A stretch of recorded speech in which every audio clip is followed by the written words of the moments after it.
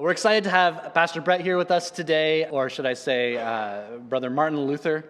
Hopefully looking forward to hearing from him as we celebrate 500 years of the Reformation and learning about all of that and what that means for us. All right, we're going to even need some of your parents and grandparents to help us on this one. My name is Martin Luther today. And I'm going to tell some stories later about myself, but I'm going to tell you one right now about an experience I had with a thunderstorm, okay? Now, what we're going to do is, as a congregation here, we're going to make a thunderstorm together. Have you guys ever done this before? With your hands and feet? Okay. What we're going to do is, and everybody has to do this, otherwise it doesn't work, we're going to start off by rubbing our hands together, and then in the middle of the thunderstorm, I'm going to tell this story, okay? So let's rub our hand and listen. It sounds like maybe a little rain is falling. And then all of a sudden, the raindrops get bigger. Oh, the raindrops are on the roof. And then maybe the raindrops get a little bit bigger. Oh. And all the raindrops fall and beat. And then maybe the rain gets harder. And then it gets really hard and you stomp your feet.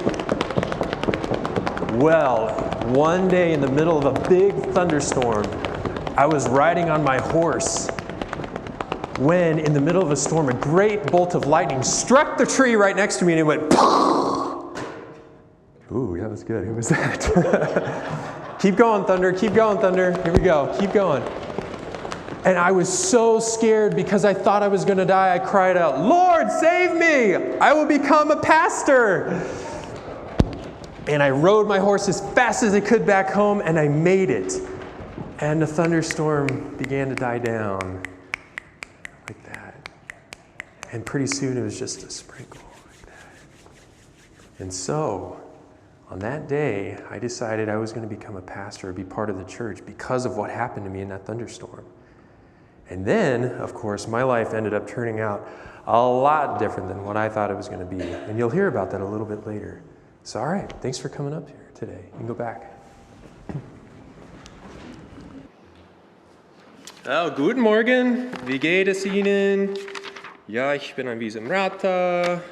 Auf Wiedersehen and Gesundheit. Okay. Well, I'm glad to know that I am the last, I'm after Ulrich Zwingli, who I heard visited you last week. Ulrich, whom I absolutely detest, and I hope you weren't listening to him whatsoever. So that's kind of how I feel about him and about a lot of people, except for, of course, myself. Well, it's good to be with you today. I want to tell you some stories of where I came from and what happened in my life. My name is Martin Luther. Although my last name was really Luder with a D, but it got changed to Luther somehow. I'm not really sure how that happened. Now, I was born in a small village called Eisleben in the state of Saxony, if you've ever been there, which is about 120 miles southwest of Berlin. And my parents were named Hans and Margaret Luder. Now, I was baptized the morning after I was born, which happened to be the feast of St. Martin, which is where I got my name. Now, my father, Hans, was a man of some means. He owned some copper mines in the area, and he was also on the local village council. My mother was extremely hardworking, and she raised a large family.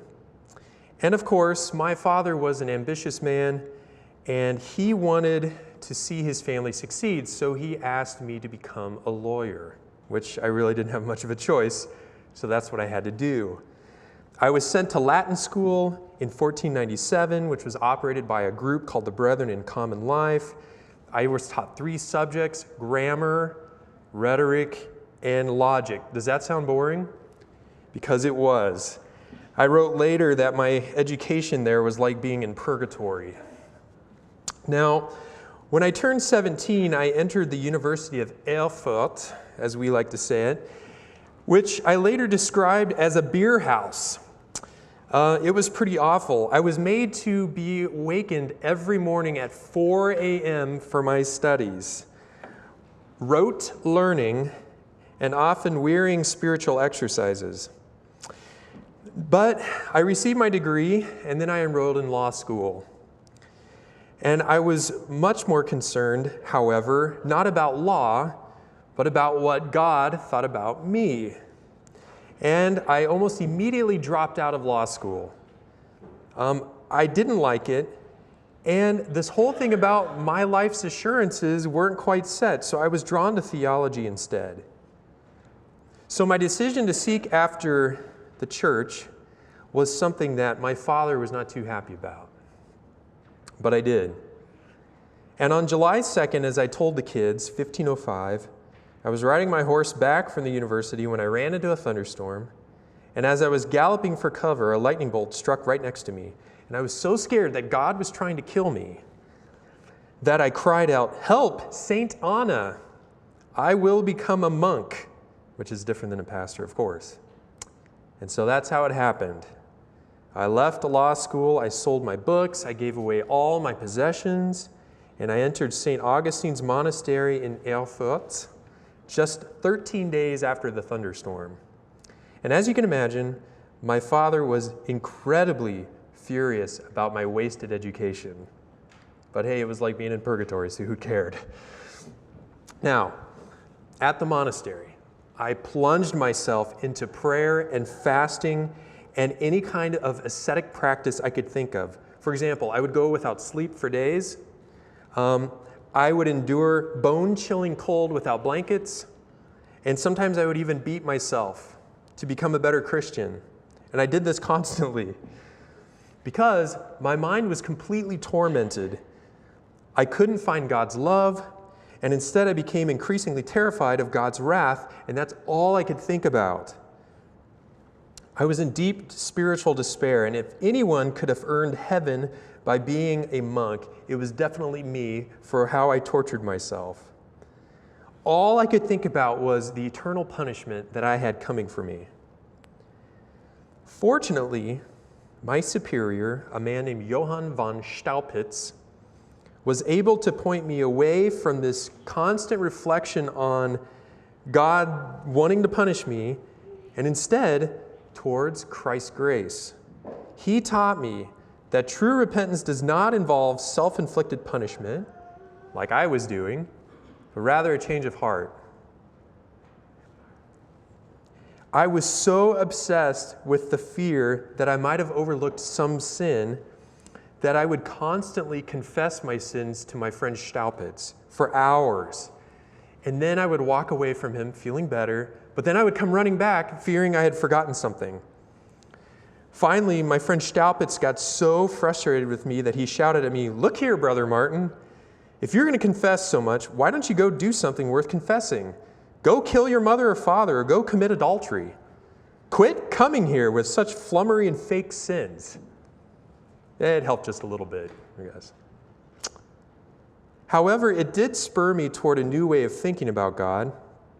Even though I sought to love God more fully, I always came across this word, righteousness.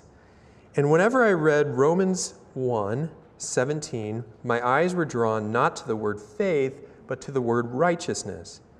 So in my early years, I thought what Paul was trying to tell me was that only the righteous can live by faith. And I was certainly not righteous. I wrote during this time, I said, I hated this word, the righteousness of God, by which I had been taught according to the custom of all of our teachers, that God is righteous and punishes the unrighteous sinner. That's why I was so tormented. And I couldn't live by faith because I was unrighteous.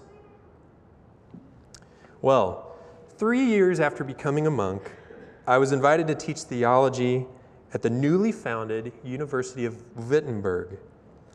And I was eventually awarded a doctor in theology. You know what? I had pictures this whole time, and I haven't been showing them. There's the university where I taught at. Sorry, hey, let's go back. That's the monastery I used to live at. That's where I was born. Everybody has a red roof in our country. Okay. I was eventually awarded a Doctor of Theology and became chair of the theology department, where I spent the rest of my life as a professor. Now, I want to remind you at this point in my life in 1514, I was a nobody. In fact, that year, just 3 years before my 95 Theses, a who's who of German universities was printed, and my name is nowhere to be found. I was a nobody. But then, two things happened. Let's see. One was this. While I was lecturing on the Psalms and the book of Romans at the university, I finally began to see a way through my dilemma with God and righteousness. I began to understand that righteousness of God is not something I could grasp, but it was something that God had already gifted me, and that by faith, God's righteousness was given to me. And as I began to grasp what this meant, it felt as if I were entirely born again, and I had entered paradise itself through the gates that had been flung open for me. I was finally able to see God for who He is and how the gift of Jesus had brought salvation to me. My torment was over. And then a second thing happened. In 1516, a man named Johann Tetzel, a Dominican friar and papal commissioner for indulgences, was sent to Germany by the Roman Catholic Church to sell indulgences to raise money to rebuild the St. Peter's Basilica in Rome.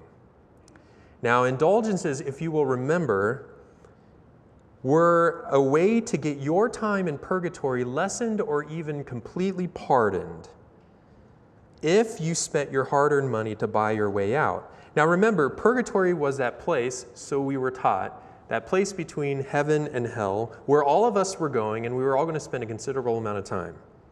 Unless we shelled over some cash to the church, in which we were able to get years taken off our time in purgatory. And where would the money go? It didn't go to Jesus. It went to the Pope, and whatever his favorite project was of the day. Now, Johann Tetzel was made the commissioner by Albrecht von Brandenburg, who was the Archbishop of Mainz. Now, that might not mean anything to you, but he was a very important guy, one of the most powerful rulers in the region of Germany, and was completely in debt. He had bought a ton of property, and he had no money. So, when the Pope told Brandenburg he had to pony up some money for his church project, Brandenburg asked the Pope if he could start a special sale of indulgences. And so the Pope agreed. And here was the deal. Whatever the money was raised, 50% went to the Pope, 50% went to Brandenburg. So they hired preacher Tetzel to go around Germany preaching a chance to get out of purgatory. Buy your way out, he would say. Or, as he put it, once the coin in the coffer clings, a soul from purgatory heavenward springs. He was really convincing. Well, not only had I had a breakthrough in my spiritual life, but I also had a big problem with what the bishop was doing. So, on October 31st, 1517, I wrote to him about my opposition to his new petty fundraiser, and I enclosed a copy of a paper I had written that was called The Disputation of Martin Luther on the Powers and Efficacy of Indulgences. You know it as the 95 Theses. Now, I want you to know that I had no intention of confronting the church in a manner as to break it apart or start something new. Instead, I wrote what I did because I saw it as a scholarly objection to the church's practice of indulgences. For example, in Thesis 86, if you were to get to that point, I asked this: why does the Pope, whose wealth today is greater than the wealth of the richest Caesar, build the Basilica of St. Peter with the money of the poor believers rather than with his own money? Well, this paper I wrote was translated into German, and it spread like wildfire all over Germany and then all over Europe in a matter of just 2 months. And as you can imagine, I was kind of in a little bit of trouble. But something else happened. Students from all over Europe, England, France, Italy, thronged to the University of Wittenberg to hear me speak. During this time, I published a short commentary on Galatians and on Psalms. I published papers entitled, for example, To the Christian Nobility of the German Nation, I was suddenly really, really popular. However, I was also a marked man, and the church did not like me.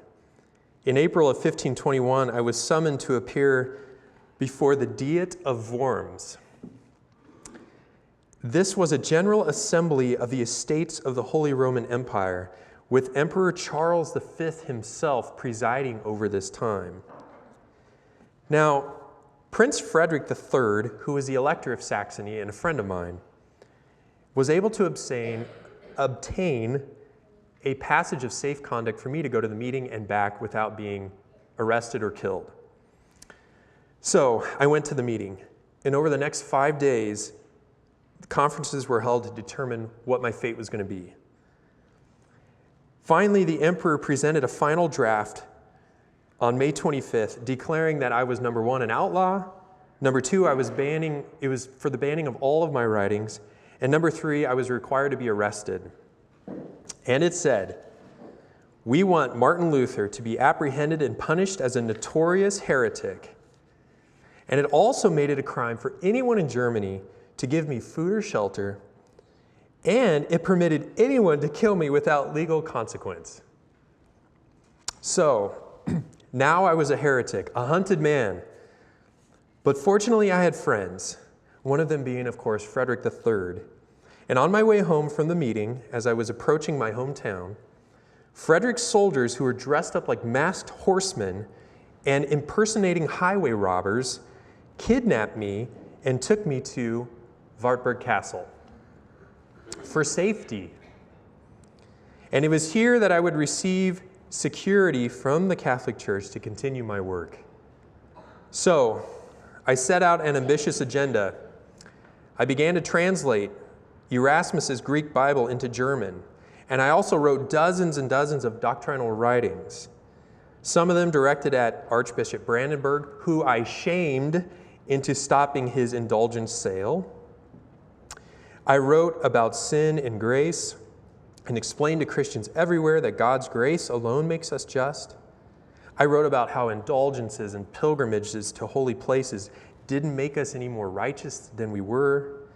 I wrote about how the Mass was not a sacrifice but a gift for us, and how we shouldn't be obligated to confession because we could all instead privately confess to God, since every Christian is a confessor.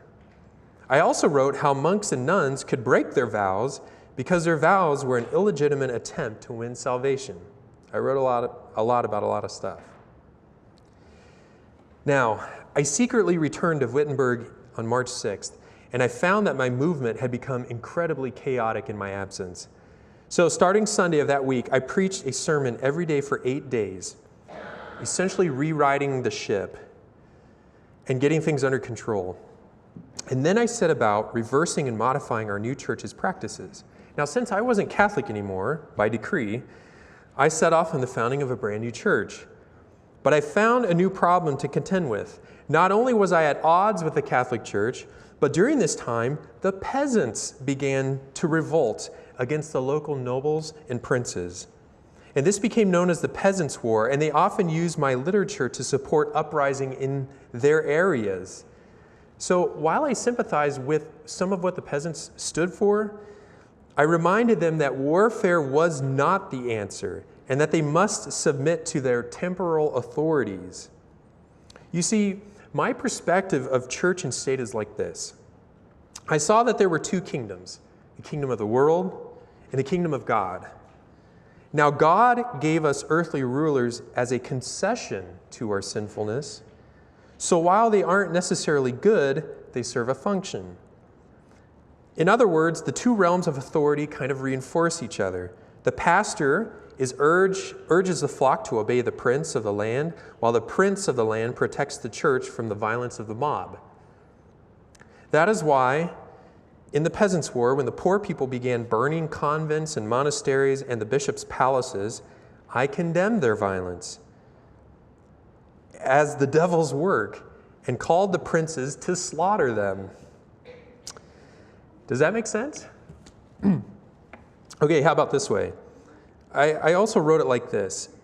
if a Christian was a soldier in a battle for a local prince, and the soldier knew his prince was going to war for the wrong reason, then he should consciously abstain from fighting and even run from the battlefield and save his soul. But if that same Christian saw a lack of a hangman, constable, judges, lords, princes, and you find that you are qualified, you should offer your services and seek the position. Is that confusing to you? Look, I was just trying to take maybe a middle position here. You see, the Catholic Church wanted the church to rule the government. The Anabaptists, whom I despise, thought the church should completely break away from the government. And I thought the two should be somehow tied together. And at times I found help with local princes who kept me safe and who sometimes did battle with the church on our behalf. Well, let's move on here. April of 1523, I did something really exciting. I helped 12 nuns escape their convent. I had them smuggled out in fish barrels, and one of them, whose name was Katerina, I guess you could say I was quite taken by her. And even though I was incredibly busy, I found myself with thoughts of marriage, thoughts that I believed I would have never had. And after 2 years, we were married. Now, although we weren't the first couple who had taken vows of singleness to be married, our marriage definitely opened up a pathway for lots of people to start doing this. Now, I will admit, because I was 41 years old, I was a bit set in my ways, and it was quite an adjustment seeing that I only ate the most plainest food I could possibly find, and that my bed was never made for months at a time. That, of course, all changed.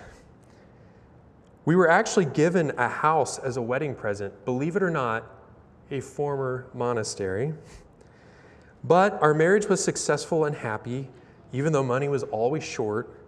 We had 6 kids together, and Katerina actually helped us earn a living by farming and taking on boarders in our house. Now, by this time, much of my efforts were made in organizing a new church. My original idea was that congregations could choose their own pastors, but that was not working at all.